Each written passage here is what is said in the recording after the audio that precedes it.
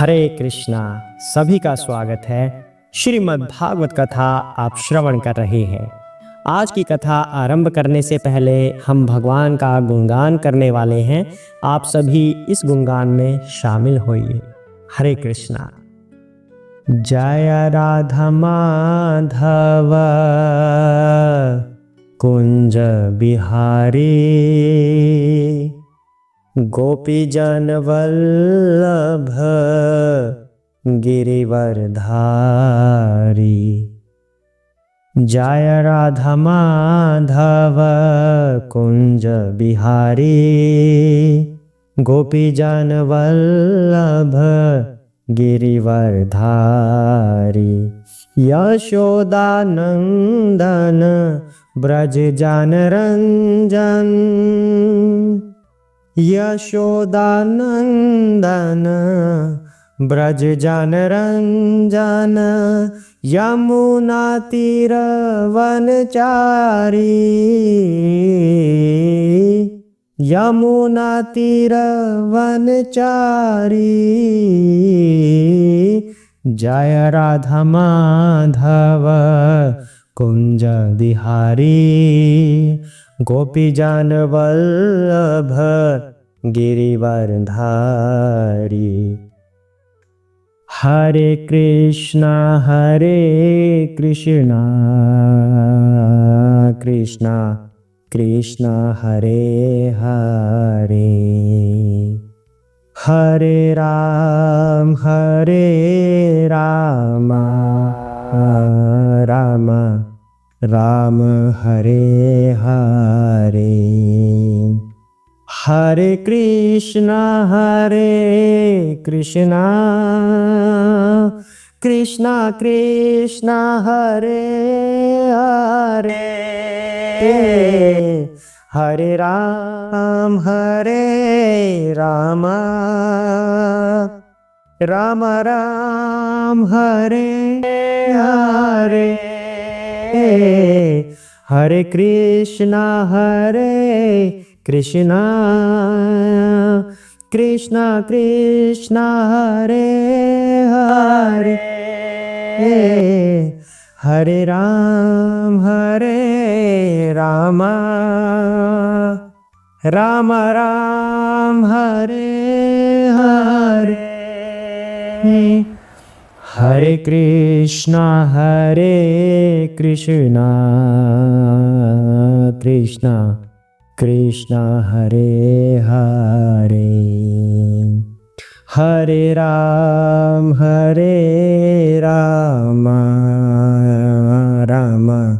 राम हरे हरे। ओम नमो भगवते वासुदेवाय,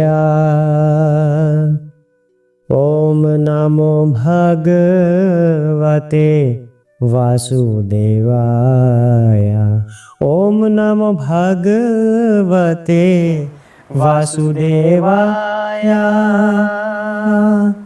ओम नमो भगवते वासुदेवाय, ओम नमो भगवते वासुदेवाय,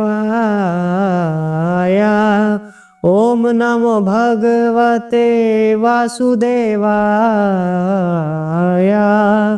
ओम नमो भगवते वासुदेवाय। हरे कृष्णा कृष्णा कृष्णा हरे हरे। हरे कृष्णा। जय श्री गणेश, जय श्री शंकर भोलेनाथ की जय हो, पार्वती माता की जय हो, हनुमान जी की जय हो, श्रील व्यास देव की जय हो, सुखदेव महाराज की जय हो, सूत जी महाराज की जय हो, श्रील प्रभुपाद की जय हो, जय हो चैतन्य महाप्रभु की। हरे कृष्णा। तो आइए आज का पाठ आरंभ करते हैं। भगवान का गुणगान अवश्य करना चाहिए। हमें बहाना ढूंढना चाहिए कि भगवान का गुणगान कब किया जाए। हमेशा भगवान का गुणगान करते रहिए, तब आपको श्रीमद् भागवतम सुनने का आनंद और भी अधिक आएगा। तो अभी तक क्या हुआ है भागवतम में, जो कल हुआ था, शौनकादि ऋषि और सूत जी महाराज की वार्तालाप चल रही है। सूत जी महाराज ने बताया कि जो भी जीव भक्तों की संगति में रहते हैं, भक्तों की संगति से क्या होता है, हमारा हृदय शुद्ध हो जाता है, हमारे अंदर सात्विक गुण आने लगते हैं। भगवान उन जीवों पर विशेष कृपा करते हैं जो उनके भक्तों के संग में रहते हैं, क्योंकि भक्त भगवान को अत्यंत प्रिय है। क्यों प्रिय है? क्योंकि भक्त भगवान के नाम का प्रचार प्रसार करने के लिए अपना सर्वस्व न्योछावर कर देते हैं।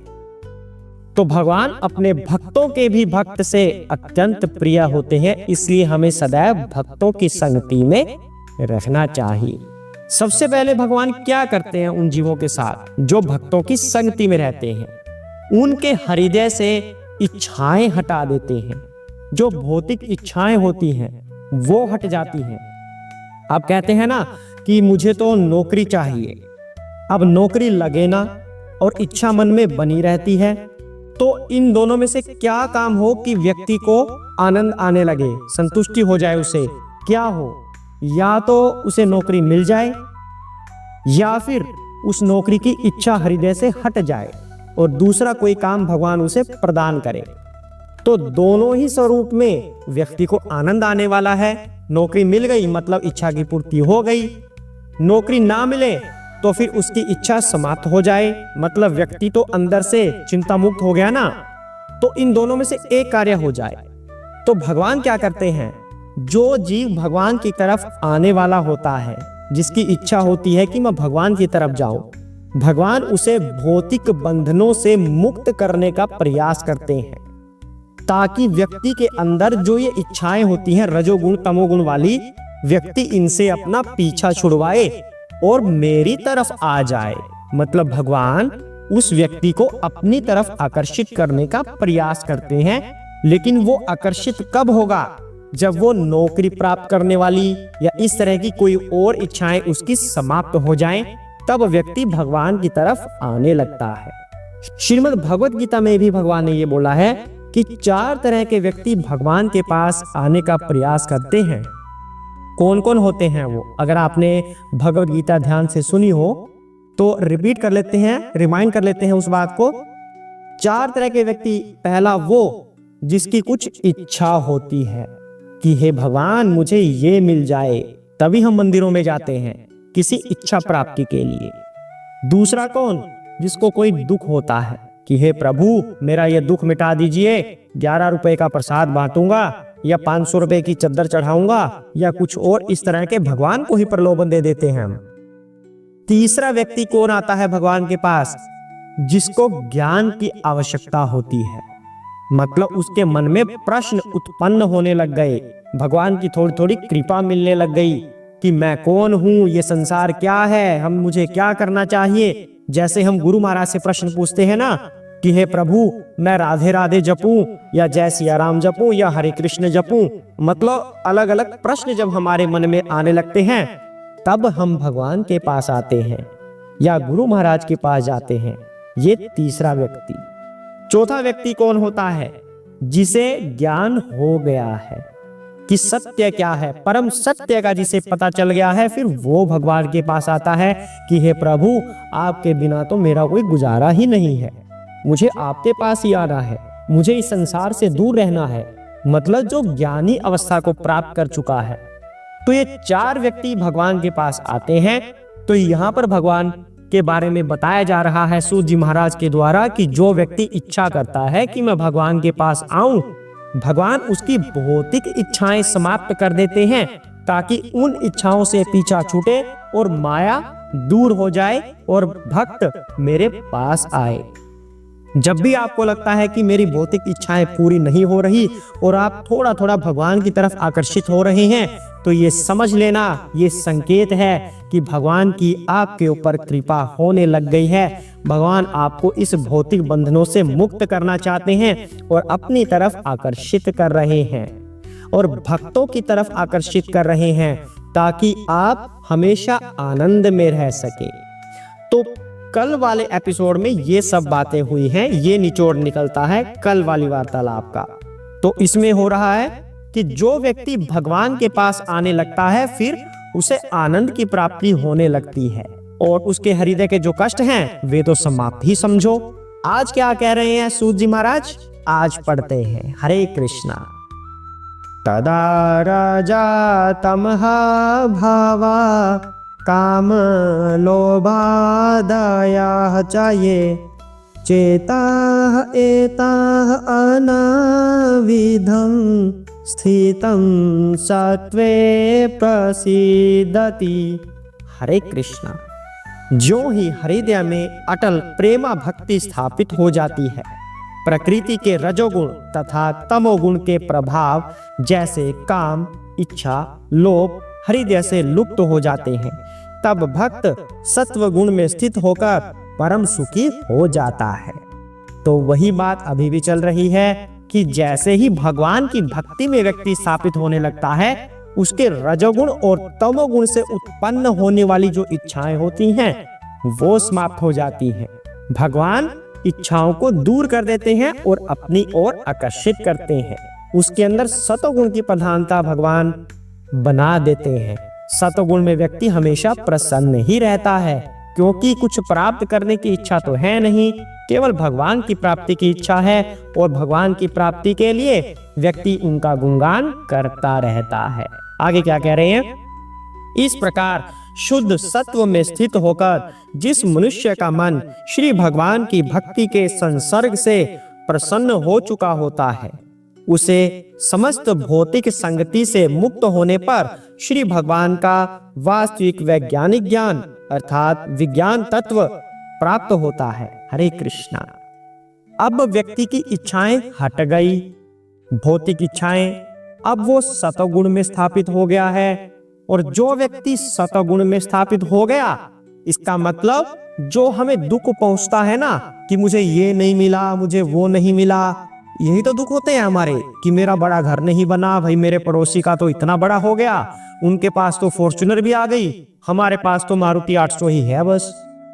हमारे दुख इसी तरह के कुछ होते हैं जो हम भगवान से मांगते रहते हैं।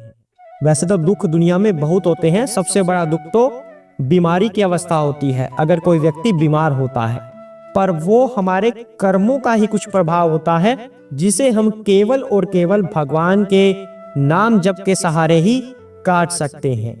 तो यहाँ पर बात हो रही है कि भौतिक इच्छाएं गई, सात्विक गुण स्थापित हो गए, और जैसे ही सात्विक गुण स्थापित होते हैं व्यक्ति के अंदर ब्राह्मण तत्व उत्पन्न होने लग जाता है। ब्राह्मण तत्व का मतलब क्या होता है? जिसके अंदर शास्त्रों का ज्ञान हो, वेदों का ज्ञान हो, भगवान के बारे में जो जानता हो। ये नहीं कि ब्राह्मण कुल में पैदा हो गया, जन्म वाला ब्राह्मण नहीं, कर्म वाला ब्राह्मण, जो कोई भी हो सकता है, किसी भी तथा कथित जाति से हो सकता है व्यक्ति ब्राह्मण। कोई व्यक्ति ब्राह्मण भी बन सकता है, कोई व्यक्ति वैश्य भी बन सकता है, केवल उसके कर्म के अनुसार उसको ये पदवी मिली का मतलब। अगर कोई ब्राह्मण है, इसका मतलब उसे वेदों शास्त्रों का ज्ञान है, उसे सांख्य दर्शन का ज्ञान है, उसे पता है कि मैं कौन हूँ, भगवान कौन है और हमारा उनसे संबंध क्या है, हमारा लक्ष्य क्या है। ब्राह्मण को ये बातें अवश्य पता होनी चाहिए। सबसे पहले लक्ष्य क्या है, हमारे जीवन का लक्ष्य क्या है, उसके बाद उस लक्ष्य को प्राप्त करने का मार्ग क्या है, किस मार्ग से हम ये लक्ष्य प्राप्त कर सकते हैं, धर्म क्या है, हमारे क्या कर्तव्य होते हैं, भगवान कौन है, भगवान की नाम जप की विधि क्या है, क्या करके हम इस भवसागर से पार हो सकते हैं। विभिन्न शास्त्रों में मतभेद क्यों होते हैं, विरोधाभास क्यों होता है, अलग अलग शास्त्रों में विरोधाभास क्यों होता है, ये सभी प्रश्न एक ब्राह्मण को अवश्य ही आने चाहिए, इनके उत्तर उसके पास होने चाहिए। तो व्यक्ति जो अपने भौतिक इच्छाओं से दूर हो जाता है, सात्विक गुण में स्थापित हो जाता है, तो उसके अंदर ब्राह्मण के गुण आने लगते हैं। और जब व्यक्ति ब्राह्मण के गुणों में स्थापित हो जाता है, तब वह धीरे धीरे धीरे धीरे धीरे वैष्णव बनने लगता है। जब व्यक्ति वैष्णव बनता है, तब वह भक्त कहलाता है। मतलब भक्त बनने के लिए वैष्णव होना भी आवश्यक है, और वैष्णव को सारा ज्ञान भी होता है। ऐसा नहीं है कि ब्राह्मण बनने के बाद ही वैष्णव बने, कि मुझे पहले सारा ज्ञान आ जाए तब मैं वैष्णव बनूंगा, ऐसा भी नहीं है। जो व्यक्ति वैष्णव बन जाता है, भगवान का शुद्ध भक्त बन जाता है, भगवान उसके हृदय में अपने आप ही ज्ञान का प्रकाश जगा देते हैं। ज्ञान उसे अपने आप ही आने लगता है, ब्राह्मण तत्व उसके अंदर अपने आप ही प्रकट हो जाता है, जो व्यक्ति वैष्णव बन जाता है। तो यहाँ पर यही कह रहे हैं कि तब व्यक्ति को श्री भगवान का ज्ञान आने लगता है। आगे क्या कहते हैं? आज की कथा बहुत महत्वपूर्ण होने वाली है। आने वाले श्लोक में बहुत महत्वपूर्ण ज्ञान देंगे भगवान। इस प्रकार हृदय की गांठ भिद जाती है और समस्त संशय छिन्न भिन्न हो जाते हैं। जब मनुष्य आत्मा को स्वामी के रूप में देखता है तो सकाम कर्मों की श्रृंखला समाप्त हो जाती है। हरे कृष्णा। कहते हैं इस प्रकार हृदय की गांठ छिन्न भिन्न हो जाती है। हृदय की गांठ का मतलब क्या हुआ? जो मन के अंदर संशय होते हैं, जो हमारे अंदर अंधकार है, जो हमें अभिमान होता है। किस प्रकार का अभिमान? कि मैं ये शरीर हूं, मैं सुंदर हूं, मैं बलवान हूं, इस तरह के अभिमान। तो हृदय की गांठ यहां पर कहा गया है पदार्थ और आत्मा के बीच की गांठ को। मतलब हम कौन हैं? हम वास्तव में आत्मा हैं। हृदय के अंदर आत्मा का वास होता है, तो आत्मा ने इस शरीर को धारण किया हुआ है। वास्तविक सत्य तो ये है, लेकिन हम सोच लेते हैं कि हम ये शरीर है। कोई सुंदर है, कोई लंबा है, कोई बलवान है, कोई कुछ है, ये समझ लिया अगर, तो इसका मतलब उसकी गांठ ज्यों की त्यों बनी हुई है। जैसे ही व्यक्ति को ज्ञान आने लगता है तो ये हृदय की गांठ खुलने लगती है। व्यक्ति अपने आप को ये शरीर नहीं समझता, तब वह अपने आप को आत्मा समझने लगता है। तो मतलब वो गांठ खुल गई। कौन सी गांठ? कि शरीर और आत्मा अलग अलग हैं। तब व्यक्ति को ये समझ में आने लगता है। जैसे ही समझ में आया मतलब वो गांठ खुल गई। मैं आत्मा हूं, मैं भगवान का अंश हूं। ये शरीर मैंने केवल इसलिए धारण किया है भगवान की कृपा से, ताकि मैं आत्म साक्षात्कार कर सकूं, ये बात जान सकूं कि मैं कौन हूं और मुझे करना क्या है, मेरा लक्ष्य क्या है, उस लक्ष्य की प्राप्ति का मार्ग क्या है, फिर मुझे उस मार्ग का अनुसरण करना है। इसलिए मैंने ये भौतिक शरीर पदार्थ रूपी ग्रहण किया हुआ है। व्यक्ति को तब ये ज्ञान आ जाता है जैसे ही वह भगवान की तरफ बढ़ने लगता है। और साथ में यहाँ पर कहते हैं कि सकाम कर्मों की श्रृंखला समाप्त हो जाती है। अब जब व्यक्ति के भीतर ये ज्ञान का प्रकाश जगने लग गया कि मैं तो आत्मा हूं, जो भौतिक मेरी इच्छाएं होती हैं, सकाम जो मेरे कर्म होते हैं, वो क्या करेंगे? वो मेरे इस शरीर की तुष्टि करेंगे, जो सकाम कर्म होते हैं। लेकिन मेरी तुष्टि वो नहीं कर सकते। मेरी मतलब मैं आत्मा हूं, तो मेरी तुष्टि सकाम कर्म कभी भी नहीं करेंगे। केवल मेरे इस शरीर की करेंगे, जो कुछ सालों बाद समाप्त हो जाना है और नया शरीर मुझे मिल जाना है। जैसे ही व्यक्ति को यह ज्ञान आने लगता है कि मैं आत्मा हूं, तो सकाम कर्म उसके समाप्त हो जाते हैं। तब व्यक्ति कभी भी इस शरीर की तुष्टि के लिए कार्य नहीं करेगा, तब वो अपनी आत्मा की तुष्टि के लिए कार्य करेगा। आगे क्या कह रहे हैं सूत जी महाराज? अतएव निश्चय ही सभी अध्यात्मवादी अनंत काल से अत्यंत प्रसन्नता पूर्वक भगवान श्री कृष्ण की भक्ति करते आ रहे हैं, क्योंकि ऐसी भक्ति आत्मा को प्रसन्न करने वाली है। हरे कृष्णा। कितनी महत्वपूर्ण बात यहाँ पर सूत जी महाराज कह रहे हैं।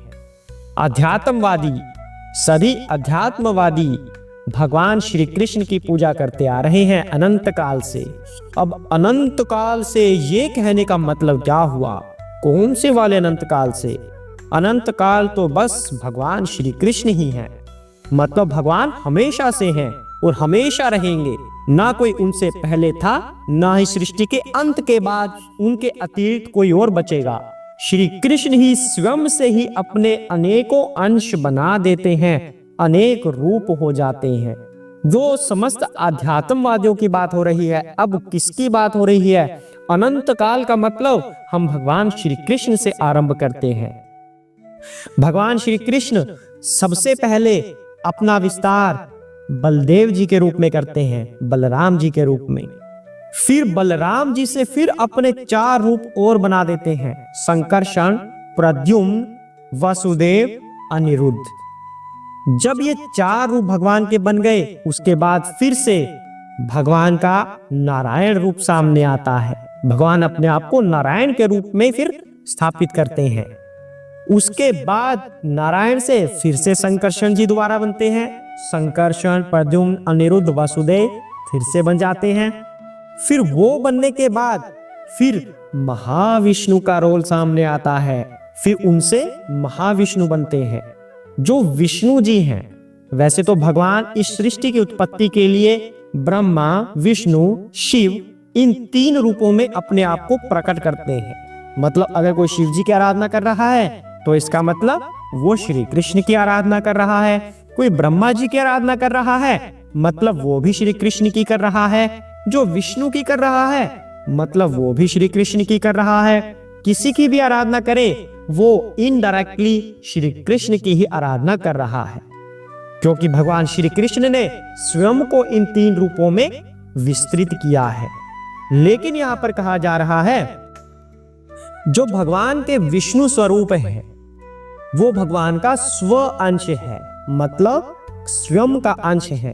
उसके अतिरिक्त जितने भगवान के अंश हैं वो भगवान के पूर्ण अंश नहीं है। उनके अंश जरूर है लेकिन पूर्ण अंश नहीं है। जो उनके पूर्ण अंश या स्व अंश है वो श्री विष्णु जी हैं, और विष्णु जी से ही सभी प्रकार के लाभ प्राप्त होते हैं भौतिक व्यक्ति को। ये अगले श्लोक में आएगा कि किससे कैसा लाभ प्राप्त होता है। तो यहां तक हमें समझने वाली बात है कि जितने भी भगवान के अंश हैं वो सभी भगवान श्री कृष्ण की ही स्तुति कर रहे हैं। जितने ऋषि मुनि हैं, जितने भी विद्वान लोग हैं, ब्राह्मण हैं, वैष्णव हैं, सभी भगवान श्री कृष्ण की स्तुति करते आ रहे हैं। इससे उनकी आत्मा प्रसन्न होती है। आत्मा प्रसन्न क्यों होती है? क्योंकि आत्मा भगवान का ही एक अंश है, और जो अंश भगवान का है वह तो भगवान का ही गुणगान करेगा। जैसे ही एक पुत्र कैसे उत्पन्न होता है, वो पिता का एक अंश है। ये भी आपको बात पता है, सारी वैज्ञानिक दृष्टि से आपको पता है कि पुत्र या पुत्री अपने पिता का एक अंश होता है। तो हमेशा पुत्र का ध्यान पिता के पास ही रहता है या माता के पास रहता है, मतलब अपने माता पिता के शरण में वह रहना चाहता है। इसी तरह आत्मा भगवान स्वयं श्री कृष्ण का अंश है, इसलिए वह श्री कृष्ण के गुणगान से ही प्रसन्न होती है। जैसे अगर आप किसी छोटे बच्चे के सामने उसकी माता पिता की प्रशंसा करेंगे तो बड़ा ही प्रसन्न होगा। इसी तरह आत्मा की तुष्टि तब होती है जब भगवान श्री कृष्ण की महिमा का बखान किया जाए, उनका गुणगान किया जाए। इसलिए जो अगर हमें इस भौतिक कष्टों से मुक्ति पानी है और आनंद में रहना है, आनंद में रहने का मूल स्रोत एक ही है, भगवान श्री कृष्ण का गुणगान। तब आप आनंद में रह सकेंगे। करके देख लीजिए, केवल तर्क की बात नहीं है, अभ्यास करके देखिए, भगवान का जप करके देखिए। अगर आप आनंद में ना आए तो कहना। आज के लिए इतना ही करते हैं। बड़े ध्यान पूर्वक ये कथा श्रवण किया कीजिए, क्योंकि श्रीमद् भागवतम अगर ध्यान से हम श्रवण करते हैं तब मुक्ति की तरफ बढ़ने लगते हैं, तभी इसका कोई हमें लाभ प्राप्त होता है। अभी कुछ एपिसोड्स में भगवान का ज्ञान चल रहा है। जिन कहानियों का आप इंतजार कर रहे हैं वो प्रतीक्षा जल्द ही खत्म हो जाएगी। फिर वो कहानियां भी आरंभ होंगी। भगवान के हर एक अवतार के बारे में चर्चा होने लगेगी। अभी भगवान की महिमा के बारे में बताया जा रहा है, अभी ज्ञान दिया जा रहा है हमें श्रीमद् भागवतम के द्वारा। तो हम बड़े प्यार से, बड़ी श्रद्धा से इस ज्ञान को भी लेंगे और फिर भगवान के विभिन्न अवतारों के बारे में भी श्रवण करेंगे। इतना ही करते हैं आज। हरे कृष्णा। ओम नमो भगवते वासुदेवाय।